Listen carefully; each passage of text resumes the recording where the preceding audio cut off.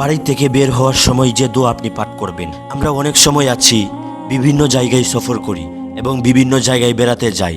ঘর থেকে বাইর হওয়ার সময় কোনো দোয়াই আমরা পড়ি না। না পড়ার কারণে আমাদের বিপদ একের পর এক লেগেই থাকে।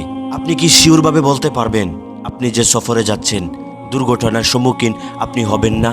কখনো বলতে পারবেন না। আপনি অনেক আশা ভরসা নিয়ে রাস্তা দিয়ে হাঁটছেন, কখনো কল্পনাও করতে পারবেন না এই মুহূর্তে যে আপনার মৃত্যু হতে পারে।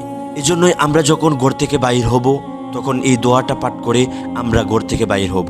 এই দোয়াটা যদি পড়ে আপনি ঘর থেকে বাইর হন, তাহলে আল্লাহ তাআলা আপনার সকল বিপদ আপদ আপনার কাছ থেকে হটিয়ে নেবেন। এবং যদিও আপনার দুর্ঘটনার সম্মুখীন হয়ে আপনার মৃত্যু হয়, আল্লাহ তাআলা আপনাকে জান্নাতুল ফেরদাউস দান করবেন। আল্লাহ রাসূল সাল্লাল্লাহু আলাইহি ওয়াসাল্লাম আমাদেরকে এই দোয়াটা বলে গিয়েছেন যে কোনো ব্যক্তি যখন ঘর থেকে বাইর হয় তখন যেন এই দোয়াটা পাঠ করে। দোয়াটা হচ্ছে বিসমিল্লাহি তাওয়াক্কালতু আলাল্লাহ ওয়ালা হাওলা ওয়ালা কুওয়াতা ইল্লা বিল্লাহ। অর্থ হচ্ছে আল্লাহর নামে, আল্লাহর উপর ভরসা করে আমি ঘর থেকে বের হচ্ছি। আল্লাহ ছাড়া কোনো ভালো কাজ এবং মন্দ কাজ করা কখনোই সম্ভব নয়। আর তার ফজিলত হচ্ছে হযরত রাসূলুল্লাহ সাল্লাল্লাহু আলাইহি ওয়াসাল্লাম বলেছেন, যে ব্যক্তি তার নিজের ঘর থেকে বাইর হওয়ার সময় এই দোয়াটা পাঠ করে তখন তার জন্য বলা হয়েছে তুমি শয়তান থেকে রক্ষা পেয়েছো এবং বিভিন্ন ধরনের বিপদ আপদ থেকে আল্লাহ তাআলা তোমাকে নিজ দায়িত্বে হেফাজতে রাখবেন।